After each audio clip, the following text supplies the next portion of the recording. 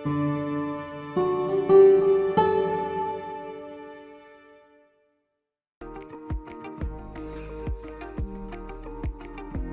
pong magandang araw sa ating lahat. Welcome to the WD-DOR Seminar Series brought to you by the DA Bureau of Agricultural Research. Ako po si Jello from the Knowledge Management and Information Systems Division, your seminar host. Bago po ang lahat, pagbati po sa ating mga participants sa StreamYard. So ngayon po, meron na tayong almost 60 na participants sa ating StreamYard. At pagbati din po sa ating mga viewers ng ating FB live stream. Currently, we have almost 60 viewers po. At syempre, pagbati din po sa lahat ng masisipag naming research for development partners sa buong bansa and even abroad. Meanwhile, let's acknowledge the greetings muna ng ating mga participants at ng ating mga viewers sa ating pong comment section. Good morning po from Ruben De Vera. Good morning, sir. Good morning, everyone. A greeting from Sir Dave Sabatin. Another greeting po from Sir Alan Rudil. Good morning. So sa mga babati po, pwede pong pakilagay din po yung inyong mga lugar para naman ma-shout out or ma-bandit po natin yung lugar ninyo sa ating greeting. Ayan. Yes, good morning din po, Sir Ro Art Sulia. Uli, good morning po sa lahat.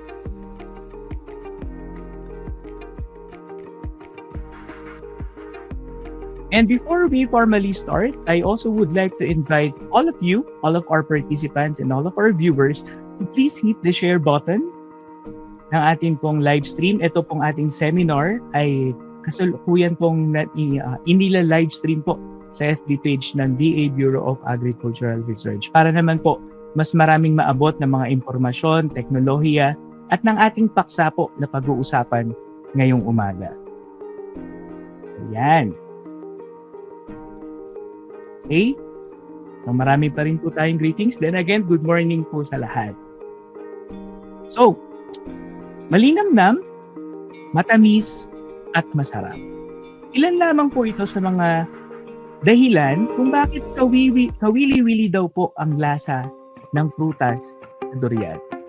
Ngunit, maliban sa kakaiba nitong amoy, may ilan pa daw na dahilan kung marahil ay hirap makaabot ang prutas na ito sa iba't ibang panig, hindi lamang ng ating bansa, bagpos ng mundo. For today, we will be talking about our topic which is titled Ripe for Success, Durian Storage and Post-Harvest Strategy. So with that, allow me to introduce our resource speaker. Our resource speaker completed her doctoral degree in horticulture at the University of the Philippines. She served as a distinguished professor at the Benguet State University, Davao Oriental State College of Science and Technology, and at the University of the Philippines Mindanao, where she retired as Professor 12.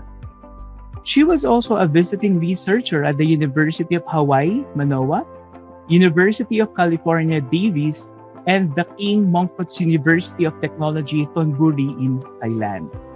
She has been honored as an outstanding agricultural scientist twice and has been recognized as an outstanding research leader and scientist in quality and post-harvest horticulture.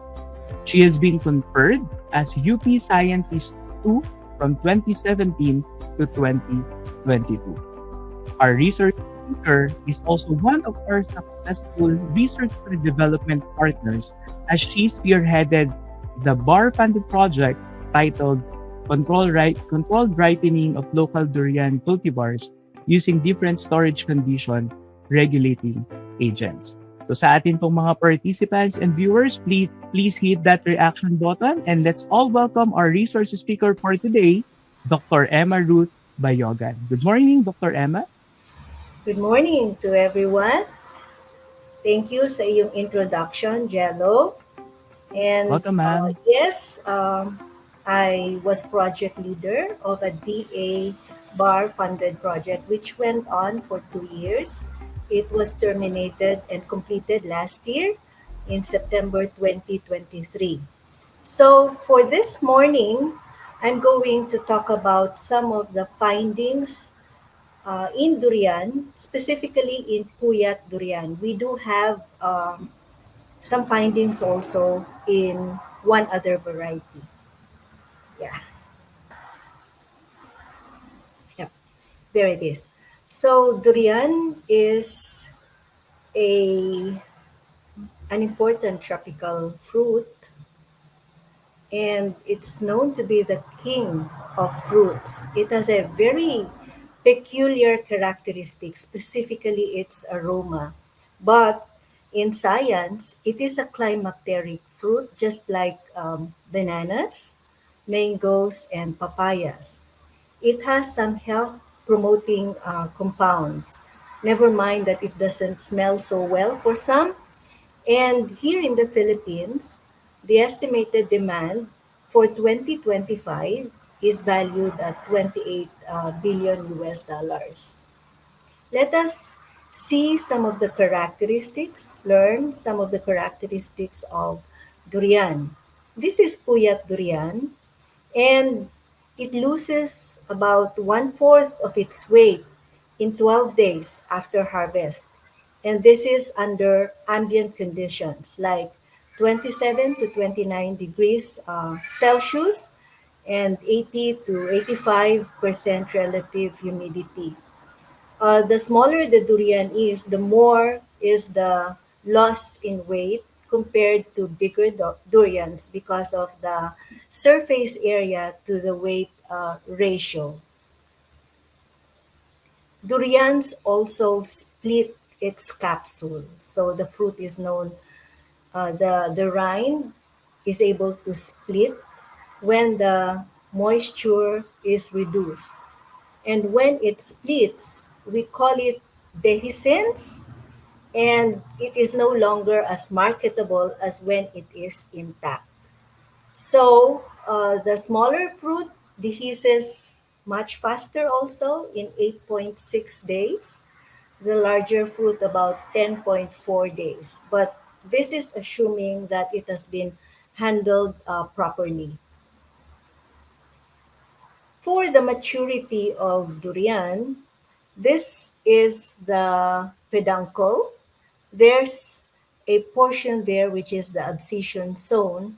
Upon ripening, this separates also, this falls off. But for a maturity indicator, there is a bulge in this peduncle, and you can also try to put your fingers over the surface. It's rough, just like a bit like sandpaper, and there is color change in the rind, the outer portion. What's essential to know about the durian is that the rind or the husk produces more ethylene compared to the pulp.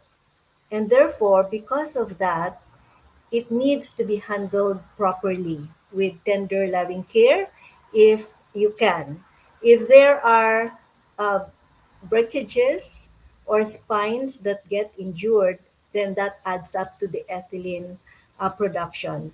Ethylene for many of the students would be that compound that is produced by plants, and it hastens ripening. It also hastens spoilage and deterioration. Mas mabilis masira kung maraming durian na nasa paligid, ethylene na nasa paligid ng durian. In Thailand, they have this rubber tipped stick, and they use it to know whether the durian can already be harvested. So they use this rubber tip stick, and a hollow sound will mean that it is already ripe for harvesting.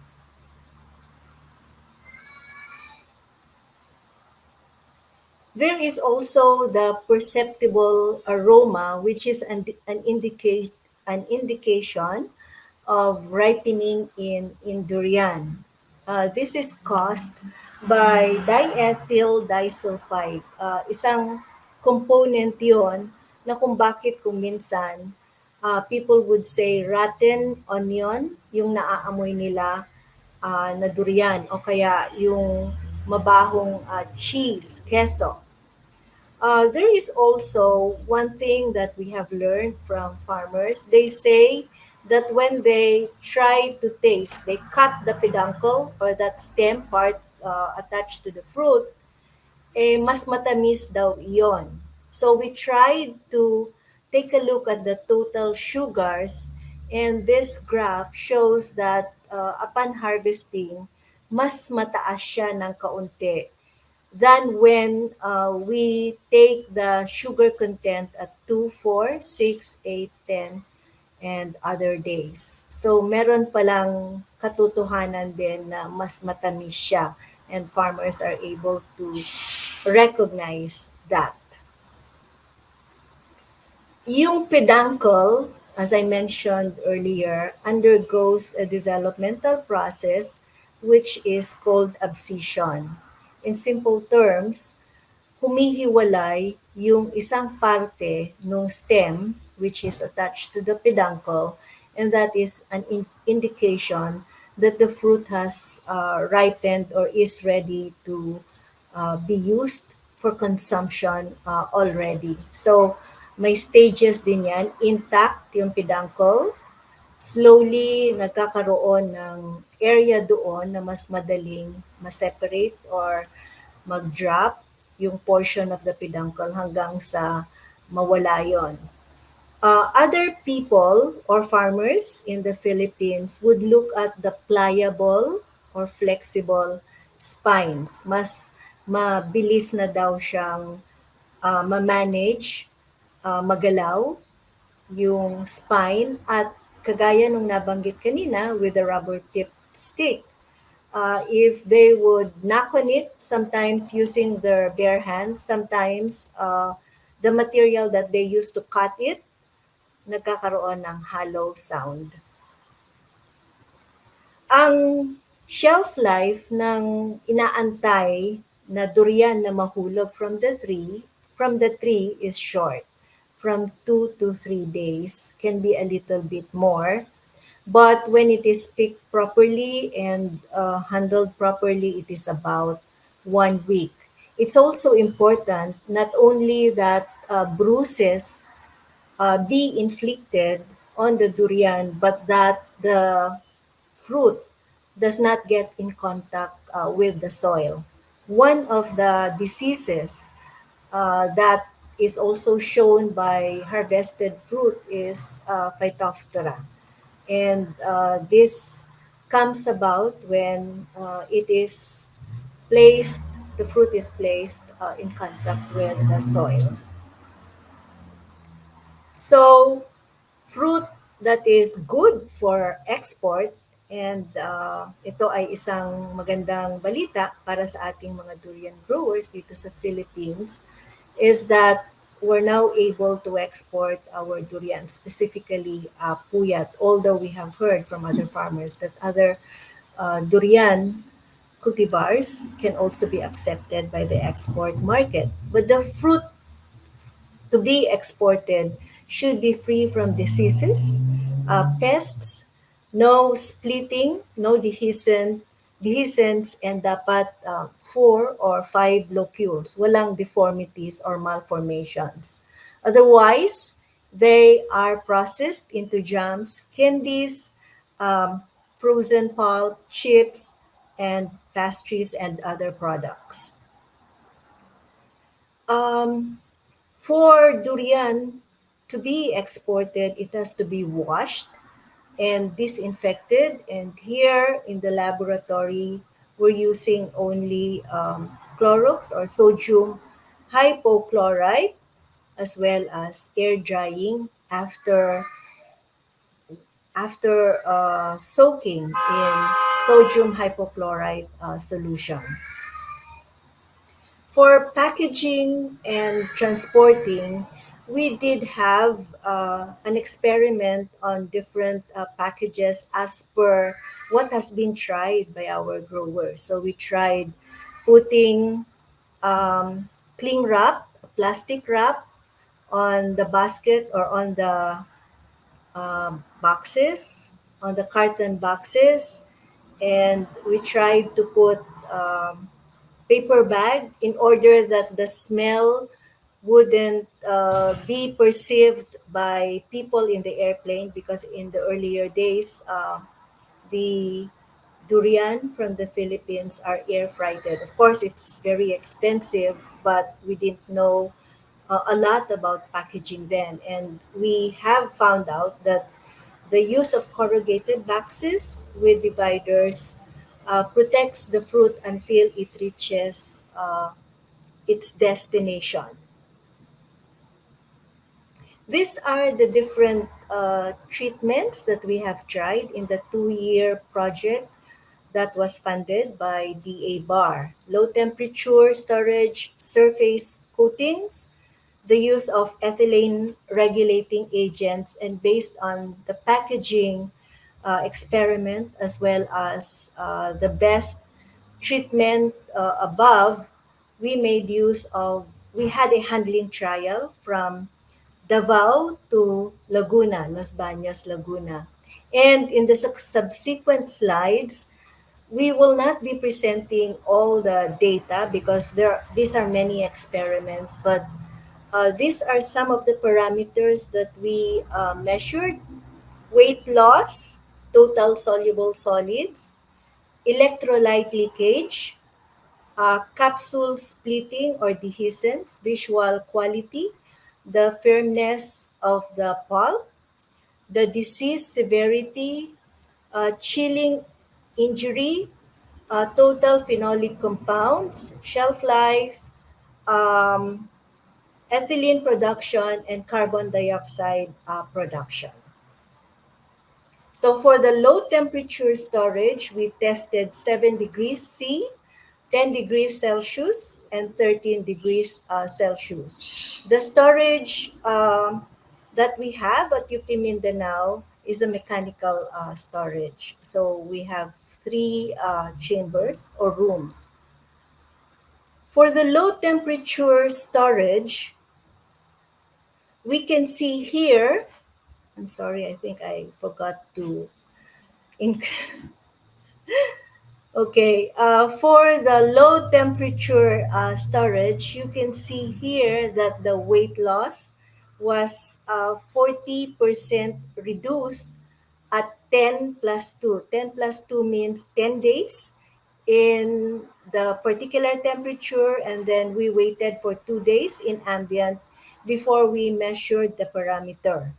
So lesser weight loss, and the days to dehiscence or capsule splitting shows that we were able to extend the time to capsule splitting by 3.5 days to 6 days. This is a photo or an image of the pulp color of puyat at 10 days plus 2, but this is because the temperature was low. And for this batch, the color change took place after 10 days, but then it was already not good for the room temperature. This is an indication already, the bulging of the suture here, that it is trying to split the capsule. We did observe in puyat some chilling injury. This means that the metabolism, yung paghinga at pagdevelop at paghinog ng durian has been affected. And for puyat, these are our observations. Merong nagde-develop na red lesion shown by the yellow arrow. Meron ding internal browning in the locules of the durian. And for some of the fruit that we have tested, hindi na siya talaga nagpatuloy maghinog. This one is the normal durian placed under appropriate temperature conditions, but There is a husk or rind discoloration after 2 weeks when placed in 7 degrees Celsius. We don't like that. So our studies in the low temperature experiments, show that for puyat, we can put puyat at 7 degrees C for 5 days without chilling injury. Visual quality is good.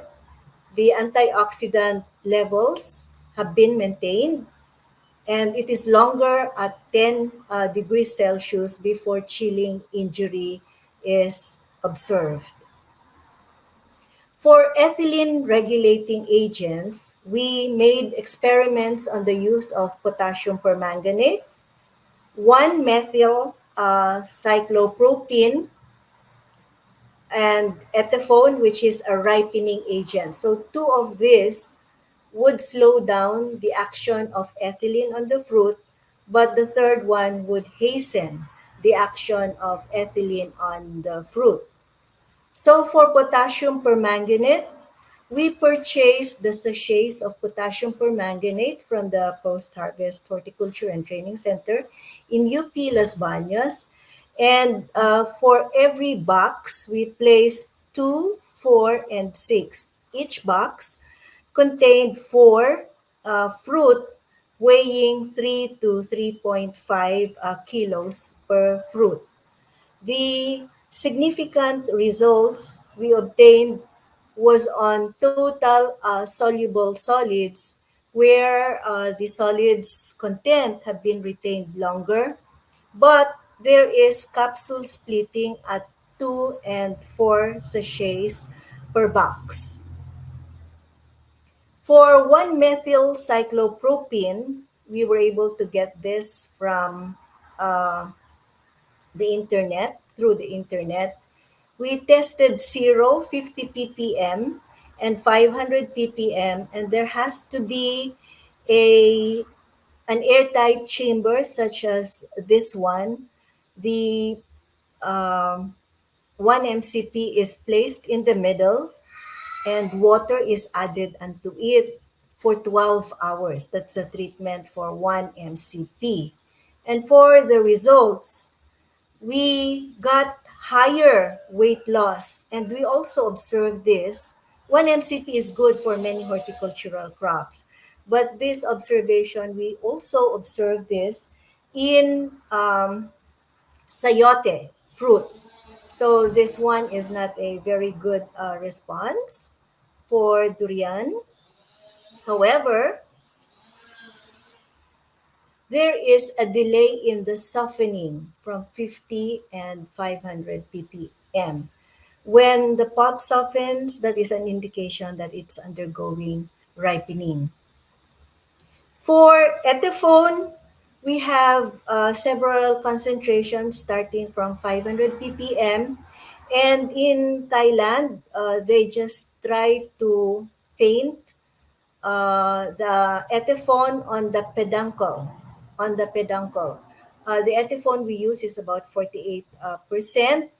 And for this set of experiments, we think that 500 ppm hastens the ripening of durian if we wanted it to ripen faster.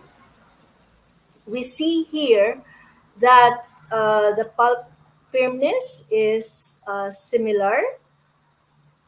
It hastens for 500, and up to 1,500. And also, at 3 days, ripening is better achieved because of the higher total soluble solids in those that have been applied with ethaphone.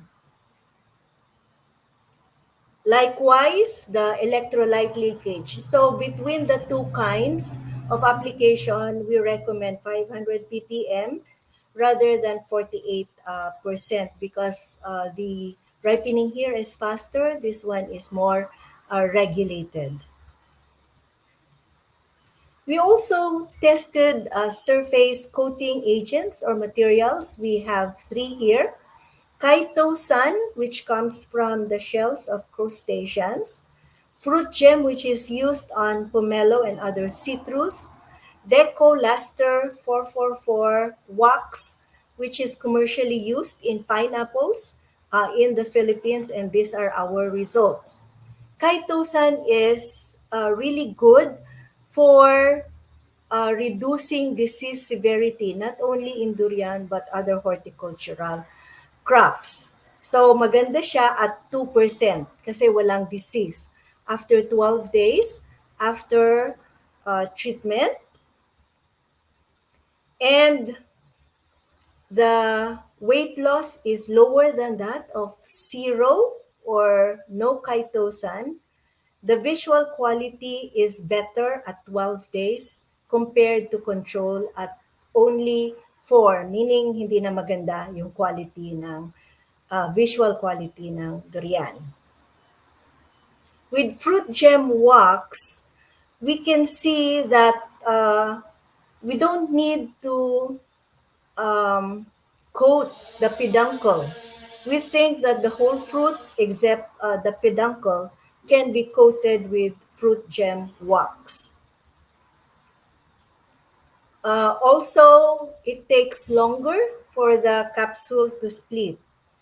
It is extended by 3 days relative to the control, and the weight loss is lower than the control. This is what surface coatings do. They don't allow for very high moisture losses. Also, that it is more firm. Mas matagal mag-soften yung pulp at hindi rin naman kababaan yung total soluble solids. Actually, it retained the total soluble solids longer. Also, we took note of the total phenolic content as well as the ascorbic acid content. And both of these graphs show that the use of fruit gem wax would maintain the antioxidant content of durian, both total phenolic and ascorbic acid. Now, for the Deco Luster wax, makikita natin dito na na-delay din yung capsule splitting. In post-harvest, this is what is important. Kasi pagka nag-open na yung fruit, papasok na yung insects, papasok na yung mga mikrobyo, and it's not as saleable as when it is intact. DLW is a product of Deco Italia. It is used on pineapples, and the other food additives included in it is allowed by the European Union regulations and US FDA on food additives. And visual quality is better at 15, at 20, mas whatever the concentration is, mas maganda pa rin siya kaysa sa control. Ang weight loss ay mas mababa din, and I think we're seeing the trend in the earlier surface coatings. Ganun din ang pagka-maintain ng pulp firmness kapag ka may Deco Luster wax, at medyo hindi pa mataas dito dahil ito ay mag-express lamang at a later period, at 12 days after treatment. So sa packaging naman, nabanggit ko na kanina na nag-try kami ng iba't ibang packaging. Gumamit ng cling wrap, gumamit ng supot, pinalutan ito ng cling wrap, and just this one. And this is the one that we think is best for puyat durian, and that is why we use that in the handling trial from Davao City, Davao Region. This is in Digos, Davao del Sur. And we place them, we transport them through the commercial transportation system of fruits coming from Mindanao to Luzon. It took them 4 days at ito ay dinala namin sa PHTRC at ito yung mga treatments. Corrugated box lamang with dividers and 10% deco luster wax. May corrugated box din at dividers. Yung isa, 20%. Ang results, ganito po. So, we can see that kapag nakalagay siya sa box at may DLW, 2 days yung mas matagal pa bago siya mag-split. Na-delay din yung pulp softening at na-maintain ang TSS at electrolyte leakage. Kinukuha po namin yung electrolyte leakage kasi kung mataas na yon, ibig sabihin nagkaroon na ng deterioration na nangyari dun sa mga cells. Ang weight loss ay mas mababa whether it's 10% or 20% at 8 days after treatment at saka 12 days after treatment. Ganun din po ang nangyari sa ethylene production. Kinuha po namin yung rate of ethylene production, mas mababa siya, whether it's 10 or 20% DLW, at saka yung carbon dioxide. This has something to do with respiration. Mas na-control niya, na-manage niya, and therefore mas matagal yung shelf life. Na-maintain din niya yung ascorbic acid content or vitamin C, and puyat durian treated in 10% DLW and then stored in a corrugated box with dividers has the potential as a post-harvest treatment to delay ripening. Ang ibig sabihin nito, pwede rin gawing 20% kasi kapag mas mataas, mas nakokontrol niya yung pag-split.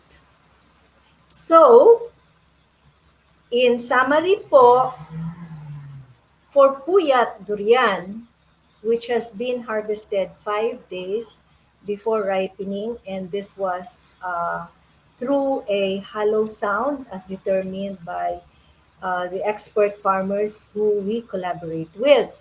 If we put puyat in low temperature storage at 10 to 13 degrees Celsius, nai-slow down yung pag-split ng rind by 3 days up to 6 days. Pero lamang, kailangang tingnan natin na walang chilling injury because it takes place at 7 degrees Celsius when the fruit are stored at 7 degrees in 2 weeks.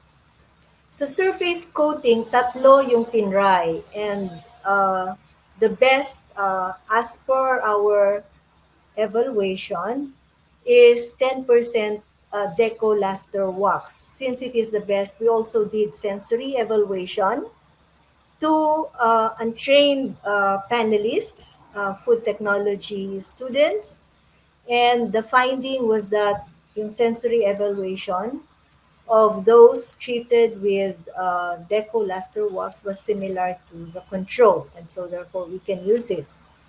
There was delayed splitting for 3.7 to 5 days. Mas mababa ang weight loss, na-retain ang visual quality, at saka yung total soluble solids ng pulp, at napatagal ang pag-soften ng pulp. When chitosan is used, definitely it was able to again exhibit reduced disease severity, mababa yung weight loss, at maganda rin na na-retain niya yung magandang visual quality. Fruit gem, the findings show na pag i-paint yung fruit gem on the whole fruit except the peduncle, kasi makakasave ka ng kaunti kung hindi mo i-paint i-coat yung peduncle. And these are our findings. Na-retain niya yung visual quality, na-delay yung splitting ng 3 araw, mas mababa yung weight loss, na-retain niya yung firmness ng pulp, at ito pa yung isang plus, yung antioxidant content has been retained longer with fruit jam. For Etyphone, if we wanted to hasten the ripening 500 ppm for 3 minutes, hastens ripening. Pwede rin naman nating i-paint yung pure na 48% Etyphone, but nakita namin na mas mabilis ang deterioration. So we would go for 500 ppm Etyphone rather than using the pure Etyphone. Potassium permanganate, this needs to be evaluated further. One of the things that limited us really in the 2 years project is the availability of durian. So nakagawa kami ng 2 trials, but I think there needs to be more trials on the use of potassium permanganate. Mataas yung TSS pero may nakita kaming mas mabilis na capsule splitting. 1-methylcyclopropene at 50 ppm for 12 hours, higher weight loss than the control. Yung pulp softening has been delayed pero only at 5 days after treatment, not at 10 days. Ito po usually ang nangyayari sa paggamit ng methylcyclopropene. Iba-iba yung responses, depende sa conditions, depende sa maturity, depende sa cultivar, depende sa number of hours of treatment also. And then our handling trial from Digos, Davao del Sur, to UPLD Los Baños in Laguna is the use of 10% as well as 20% DLW in fruit that has been packed in corrugated boxes with dividers, meaning 4 po na prutas per box. Na-reduce yung ethylene and carbon dioxide production rates, which is good. Na-reduce yung weight losses and na-delay yung dehiscence. And ibig sabihin, naging available yung durian for a longer period of time.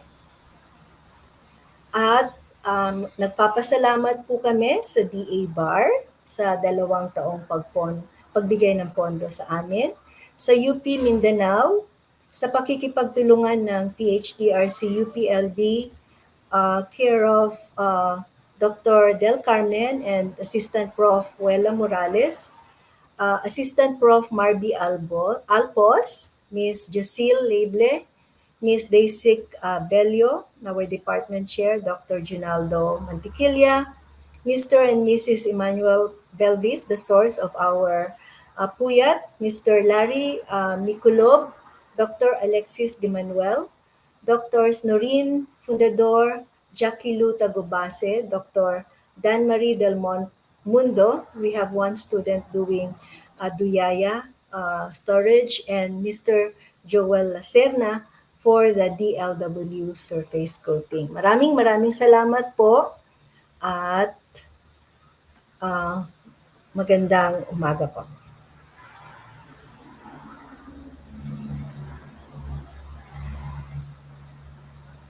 So there, thank you so much, Dr. Emma, for generously sharing with us the outcomes and of course the successes of your study.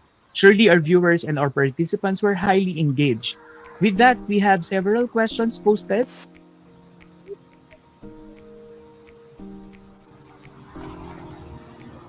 Makapagpahinga at makalagok ng tubig si Dr. Emma.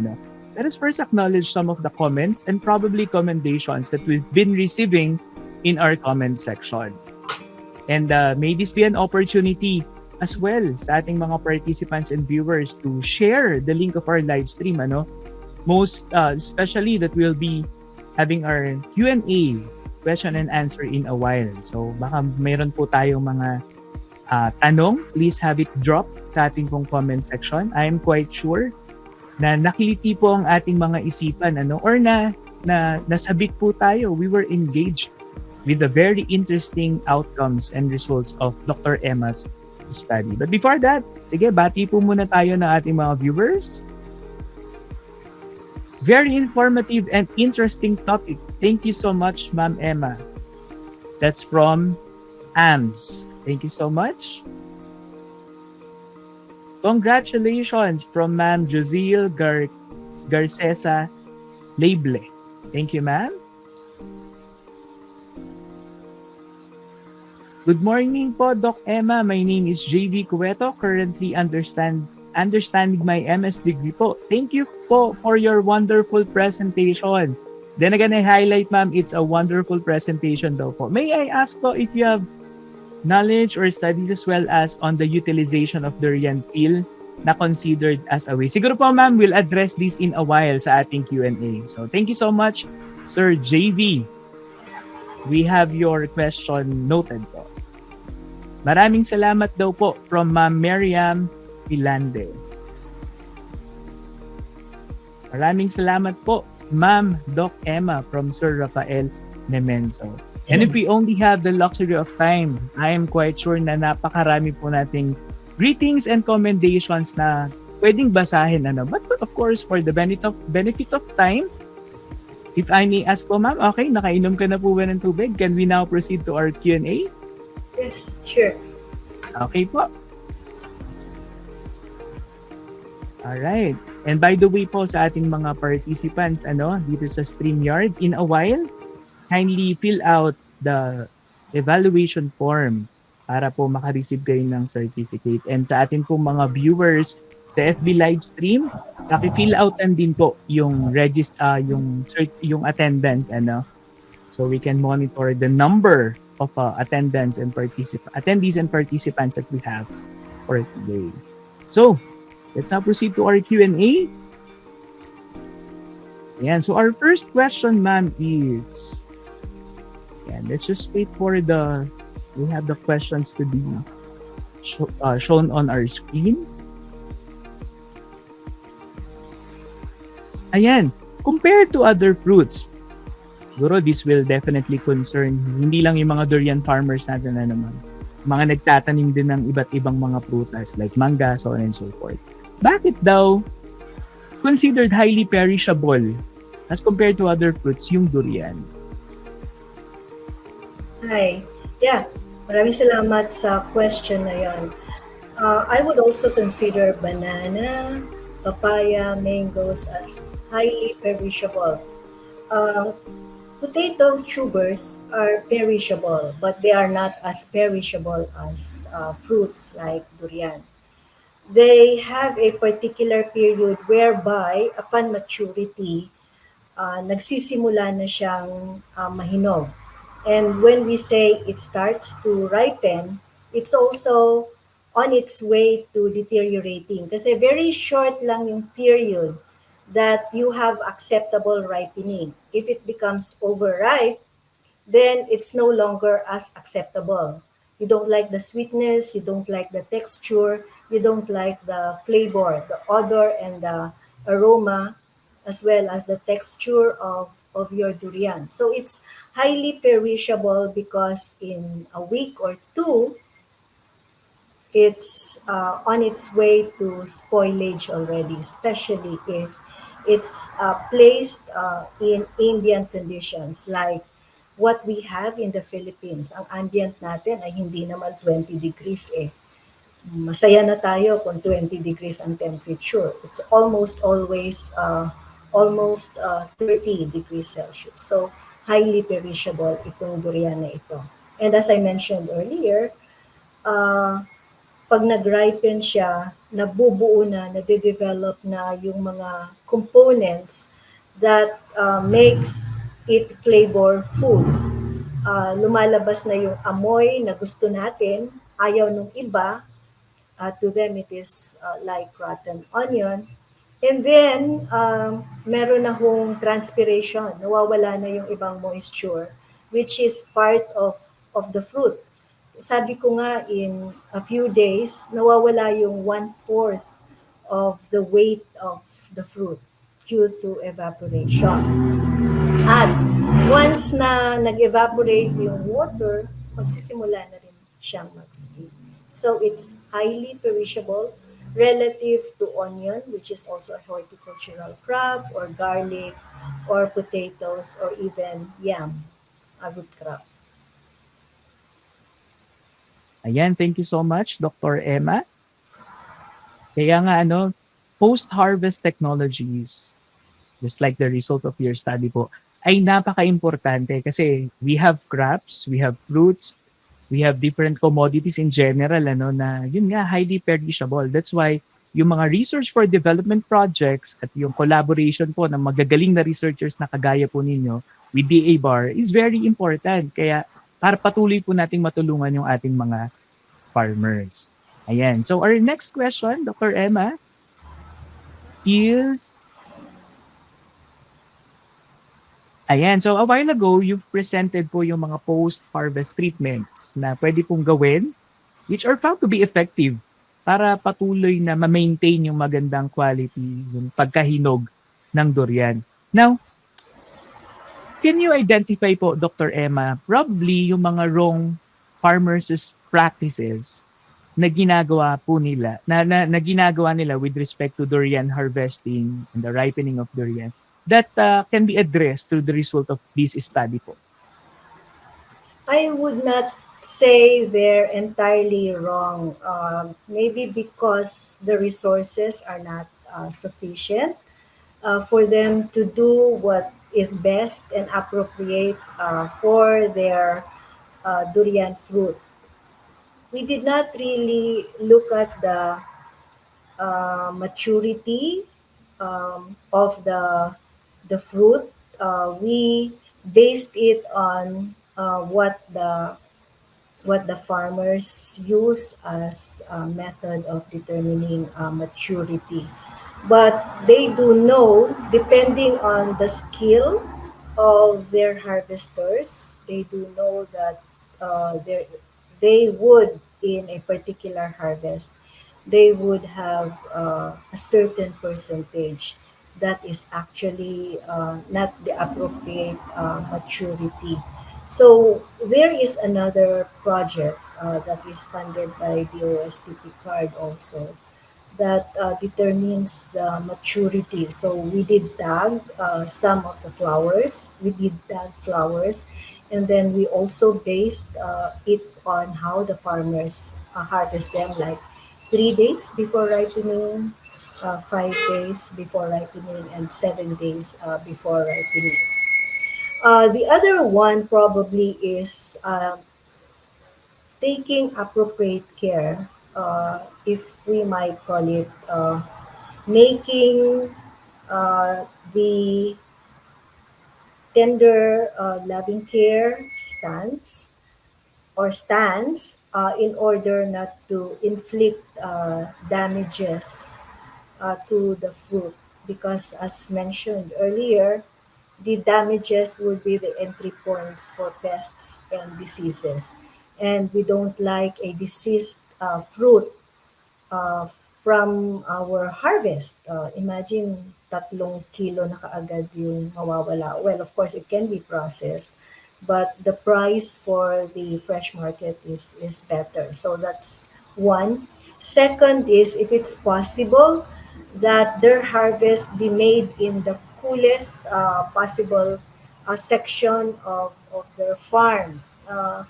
We in our laboratory were also trying to evaluate a simple gadget which is placed in a digital air conditioning unit. It's called CoolBot, and it can be used to store horticultural produce, because then the shelf life can be extended for 1, 2, or 3 weeks at a time. It's really good if we can have low temperature storage. The one that we used in the experiment are mechanical coolers, and we're using a cool bot equipped cold room also in UP Mindanao. And probably that's the one thing that we can also advise the farmers. And to really make sure not to inflict more um, injuries on the spines of the fruit.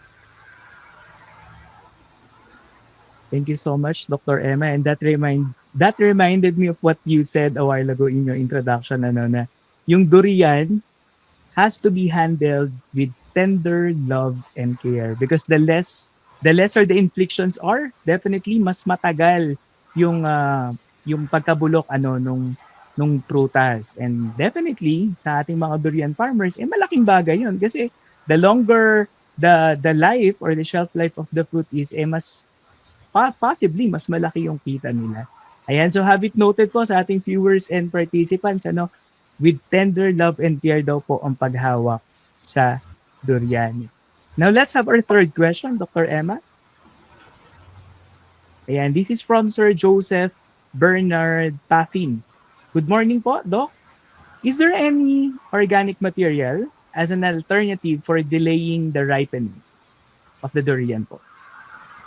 Yeah, this is actually a good research question, Sir Joseph, because the things that we have used in this experiment, they're already available in the market, like the surface coating materials, and we didn't use actually calcium carbide or the leaves to hasten ripening, because the leaves would be like cacahuate, they would be materials that would be considered organic, but they're not for delaying ripening, but they're for hastening ripening. So the ones that we used in the study, they're all in organic, and they're available in the market, apart, of course, from low temperature storage. Ayan, thank you so much, Dr. Emma. And just to ano lang ano, just to have a segue, ang maganda din po sa ating WD Door seminar series ay we have different groups po attending as our participants. Kasi a while ago you've made mention na this is actually a good topic for our research. Ano? So we are actually accommodating researchers. We also have partners from the state universities and colleges. We also have partners from the local government units. Kaya then again, I invite everyone to really share and to follow the activities of the A Bureau of Agricultural Research FB page. Okay, so let's now have another question.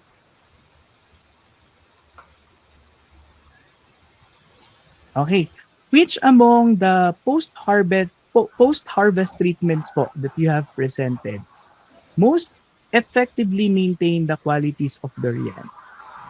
Okay, one quick answer, it's the low temperature. But again, low temperature is expensive. That is why I did mention about an alternative, cheaper option for low temperature storage. And of course, I did not mention that, but we're already using that for other horticultural crops. And second to that would be the surface coating that we tried. We tried three, but among the three, we tried Kaitosan, we tried Fruit Gem, and we tried Deco Laster Wax. It would be the one that's used on pineapples that appeared that the qualities of durian are also maintained, because quality of durian would mean the visual quality, the organoleptic quality, the storage quality, the response to pests and diseases, and even the antioxidant quality of the durian. So those are the ones. We decided to make use of the Deco Laster wax plus the packaging in our handling trial from Vigos in Davao del Sur to UP Las Bañas in Laguna. So the transporting, and it was quite long, 4 days bago nakarating sa Los Baños. And this is also what happens with our other fruits that come from Mindanao to Luzon. Okay, thank you so much, Dr. Emma. Ayun nga, no, pinaka-effective talaga yung low temperature. Kaya lang, being a tropical country, that's when we need to come up with different ways. And good thing, those ways are actually the results of Dr. Emma's study. Let's now proceed to our next question. The question is from Ma'am or Sir Lian Hoktay. Will you be doing further trials on 70 to 80% maturity harvest durians? In order to reduce the cost and making the fruits more profitable for the farmers, we need to achieve 9 to 11 days holding shelf life in order to be shipped out by sea. Hi, Lian. Thank you for the question. As I mentioned, the DA Bar funded project was completed in September 2023.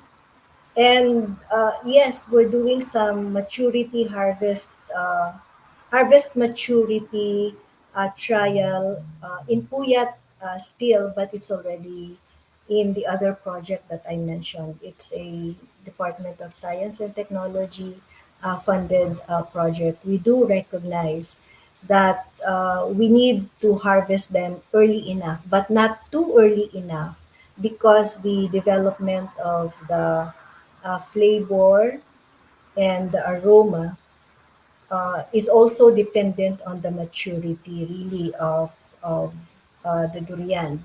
When you harvest it short of being commercially mature, uh, there won't be aroma, and you're going to just throw away the durian if that is the case.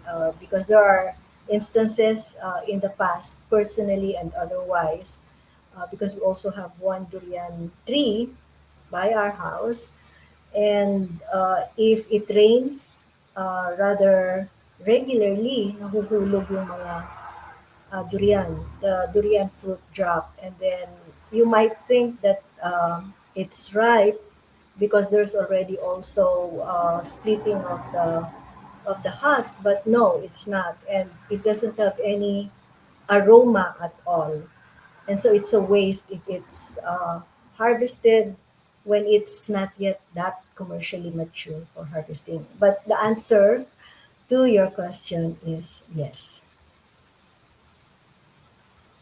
Thank you so much, Dr. Emma. It's quite intriguing and interesting, no, na talagang isa pala sa kumbaga saleable quality ng durian is really to keep or maintain that aroma.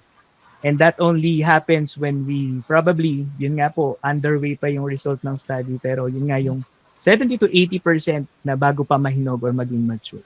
So thank you so much, Dr. Emma. Let's have another question.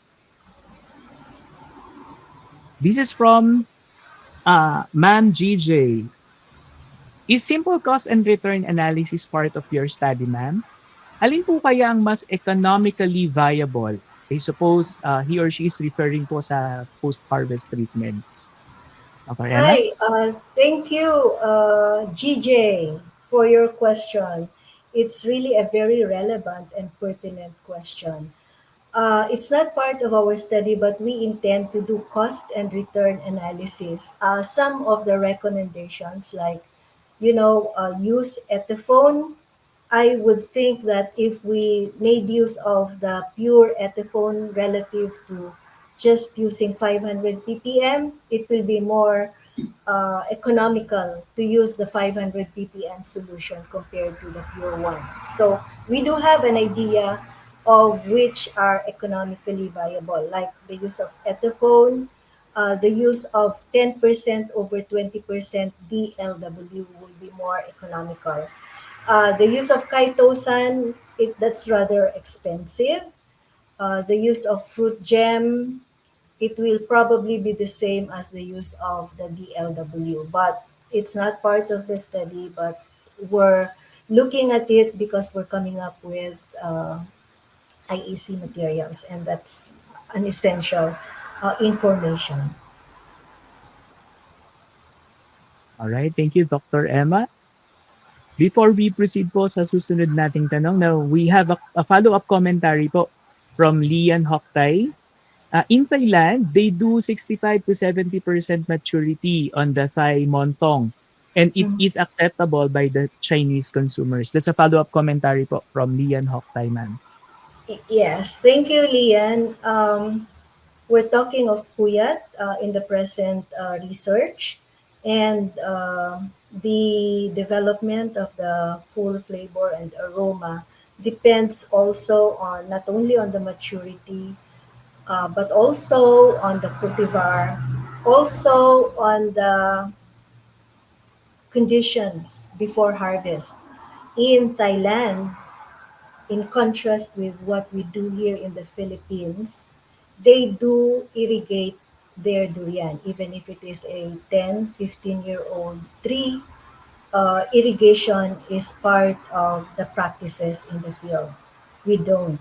We don't do that. So we think that the pre-harvest factors or the production practices that they do in Thailand results in the harvest maturity recommendation that they have for particular varieties, and that it also depends on the consumers. In Thailand, they don't like their fruit to be soft, the pulp of the durian, but we do like it to be more on the soft side. For them, it's okay to be firm. We don't like our durian to be firm. Chinese consumers who like montong, they probably like it that way too, just like the Thai uh, consumers, Thai growers and Thai consumers. All right, thank you so much, Dr. Emma, for responding to that commentary. Now, we have another question from Hercely Agustin. Siguro very interested siya na maliban sa durian meat, is there a potential byproduct development on durian seeds? I guess so. I guess so. I'm not doing byproduct development, but in mangoes, they're able to extract some natural compounds.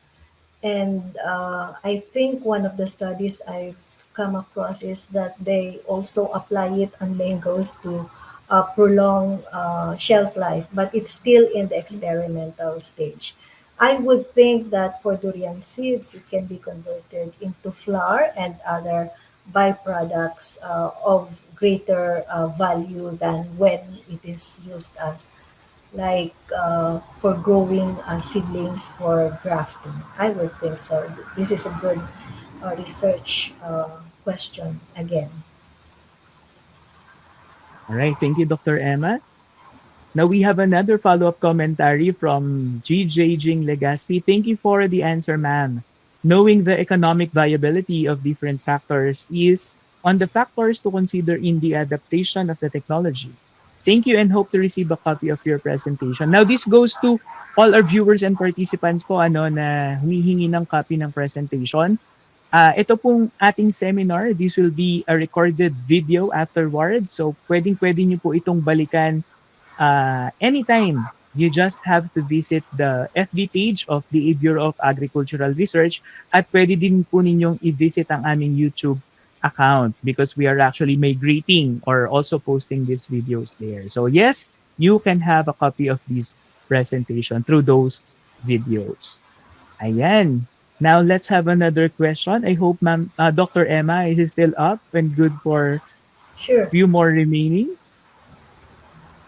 Ayan, a while ago, you've made mention, ma'am, na siguro it may not be sufficient or good to say na wrong practices yung ginagawa ng mga farmers. Maybe they're just lacking of resources, maybe training. Now to address that, to those who wish to be trained and know more about these post-harvest technologies and treatments as well, do you have any suggestions or recommendations on how they can avail services for capacity building activities, ma'am? Yes, thank you for the question. We do conduct training sessions on simple post-harvest technologies. And I'd like to also mention what I read earlier, question ni GJ. Really, magandang maganda yung mga results from the researcher side or from the scientist side. But once adoption is done, it really becomes quite different because of the resources, because of the understanding also of the farmers or the growers. So yes, we do conduct training, short trainings in post-harvest, and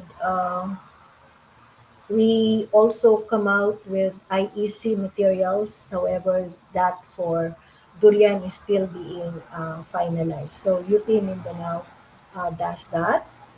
I won't speak for post-harvest horticulture training and research center, but I know that they also do. Thank you, Dr. Emma. And then again, let me highlight to those who would like to have their daily dose of R4D technologies. We have so many knowledge products. We have different events. So I really invite you to follow our FB page. That's the Bureau of Agricultural Research. You can also visit our website. That's bar.gov.ph. So hindi lamang sa durian, marami po kayong mapupulot na mga kaalaman tungkol sa iba't ibang teknolohiya na pwede po ninyong magamit. So, I hope you get to visit our social media platforms. Okay, so we're down to our last three questions.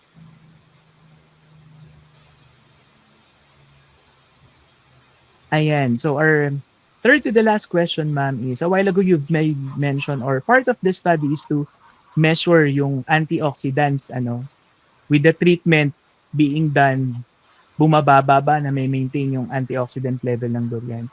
Now, with these kinds of results of the study, can there be any other industry na mag-benefit po aside from definitely the farming sector or the agricultural sector, ma'am?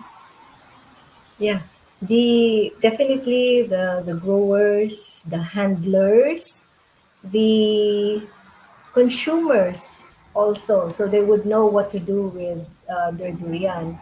And those industries that promote products from horticultural crops that would be able to maintain antioxidant levels. If the antioxidant levels of the fruit that they are able to purchase and they convert it into another product, then of course it can be branded that the antioxidant levels have been preserved, and we know that when it undergoes some processing, there is still further reduction. But if that reduction is minimized, then other industries can make use of the results of the study. There are places in other countries when where people have developed a craving for durian, and so there are niche markets like durian coffee or durian shake or similar products. I think they're quite common, but when there is durian hopia that is made of durian, then they can of course incorporate that. But of course, that remains to be seen also because I didn't go about measuring the antioxidant level of the puyat that goes into the durian hopia. But if at the start of the processing it's already rather high and not low, then there is a high possibility that there is value to what we have presented in the project. And also, the academic sector, I think, especially in areas where durian is being produced, there's still a lot of things we don't know really about durian. Like for instance, how come there is a green puyat? How come the puyat that we know is the brown one, but when you go to the packing house, it's green. So I think it's the academic sector that will also benefit from the small gains that we have had from this project, and we thank DA Bar for the confidence and the trust. Thank you so much, Dr. Emma. So that's very important, ano. Now, when we're number one, that's the beauty of science communication. When we communicate the results of the studies that we have, the studies that we are partnering, ang dami pong sectors yung pwedeng makinabang. And another thing, marami pang areas yung pwedeng pag-umpisahan ng ating pong masisipag at magagaling na researchers. So we've been receiving commendations po, one from GJ Jing Legaspi, more powers to DA Bureau of Agricultural Research. Marami pong salamat. Another from Ma'am Emeline Ramos Espiritu, interesting and informative webinar. Congratulations, Dr. Bayogan and the DA Bureau of Agricultural Research. Now to cap this topic that we've been tackling and that we have actually for today, let me have these two questions po, ma'am. Uh, First question, what would be your concise, very short, yet very impactful message that you would like to leave, that you would like to give to your fellow researchers here in the country and even abroad? Dr. Emma? Yes, thank you for the question.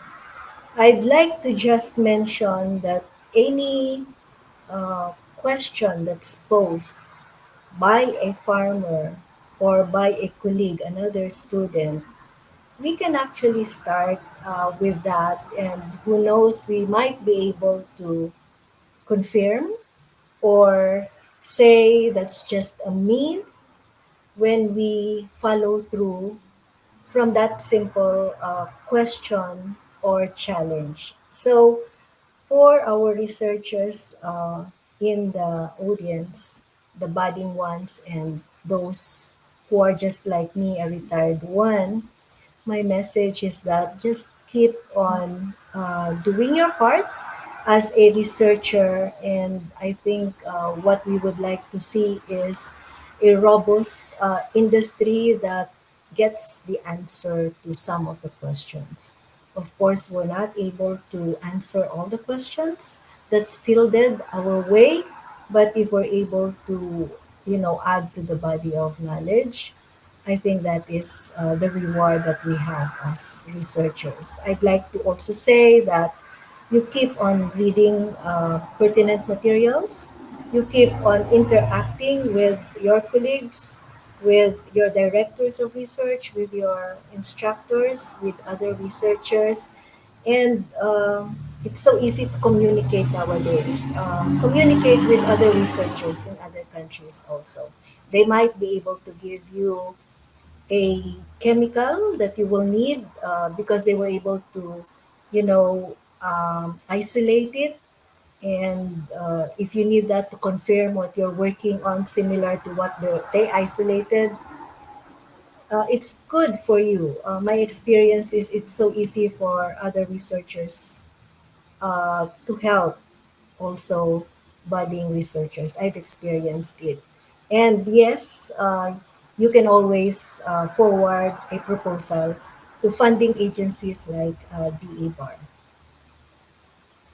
Wow, thank you so much for that inspiring message po to our Filipino and even researchers abroad. Now, of course, if you have a message po, Dr. Emma, sa ating mga researchers and colleagues po, I believe you also have that inspiring message, hindi lang po sa ating mga durian farmers, but to our Filipino farmers in general. Dr. Emma? Yes, I think farmers are influenced also and best by the farm and the practices in the farm of other farmers. So I would say if you have the opportunity, and maybe I think even some agencies in government would have the resources for this. If you have the opportunity, go visit a progressive farm and don't be timid to ask questions about why they are doing well, why their plants are growing well, and don't also be timid to ask agencies of government for resources like if they can send an agricultural technician or if they can send a brochure or two, or if you can talk with them over the cell phone. And I think these are the ways by which you can grow more, and you will also improve more in your farming technologies. And who knows, you can even become a magsasaka scientista. All right. Then again, thank you so much, Dr. Emma Ruth V. Bayogan. May the durian industry and in general the agri-fishery sector in our country truly benefit from the very interesting and impactful study that you had. Thank you so much. And I would like to invite our viewers, FB viewers and participants to hit that maybe applause reaction, heart reaction, like reaction, para naman bigyan natin ng virtual congratulations and thank you ang ating mahusay na resources speaker. Thank you so much. And of course, the DA Bureau of Agricultural Research is really grateful, ma'am, na pinaunlakan mo po ang aming kaya. And for that, I'll be reading the citation po of the certificate. We will be handing this to you, ma'am, as soon as we can. So, in the meantime, allow me to read the citation of the Certificate of Appreciation. The Department of Agriculture, Bureau of Agricultural Research, awards this Certificate of Appreciation to Dr. Emma Ruth V. Bayogan for sharing her invaluable knowledge during the WD Door seminar titled Ripe for Success, Durian Storage and Post-Harvest Strategies, held today, 15th of February 2024 via StreamYard and the DA Bar Facebook page. This is given today or presented today, 15th day of February 2024 in Diliman, Quezon City. Signed by our beloved Director Janelle D. Soriano. So we'll be handing these to you, ma'am, as soon as we can. Ayan. Thank you so much po. Thank you. My pleasure. Thank you very much. Ma'am, baka may gusto ko pong pasalamatan. Go ahead po. Maraming salamat sa DA Bar, sa UP Mindanao, sa Post-Harvest Horticulture and Training Center, yung mga farmers na kasama ko na nag-aral dito sa mga technologies na to for durian, and my colleagues at the University of the Philippines Mindanao. Maraming salamat po sa inyo. Thank you po. Thank you so much, Dr. Emma. Before we formally end our topic po or WD Door Seminar Series for the February, congratulations. We had almost 300 po yata na viewers kanina, and we almost had almost 150 na participants. So again, sa ating po mga viewers and mga participants na nanghingi po ng copy ng presentation, then again, pwede po ninyong i-access itong ating seminar, itong video na to sa ating sa page po, FB page ng DA Bar, that's DA Bureau of Agricultural Research. You can also visit our YouTube account because we also post not just the seminar videos, but different technology videos, that's DA Bar Official. And you can also check or visit our website, that's bar.gov.ph. Muli, maraming salamat sa ating mga viewers and participants. Do not forget to fill out the evaluation form so you can receive a certificate, and that's the same for the attendance para sa ating mga FB viewers. Then again, Dr. Emma Ruth, maraming salamat po sa pagpapaunlak at sa pagbabahagi po ng inyong kaalaman and expertise. May the good Lord continue to bless you in your craft at sa patuloy po ninyong pagtulong sa ating mga magsasaka at mangingisda. So this has been your seminar host, Jello, wishing you all a good day and God bless. Maraming salamat po. Dito nagtatapos ang ating second topic for the WD Door Seminar Series. God bless. Thank you. Thank you, Dr. Emma. Thank you po.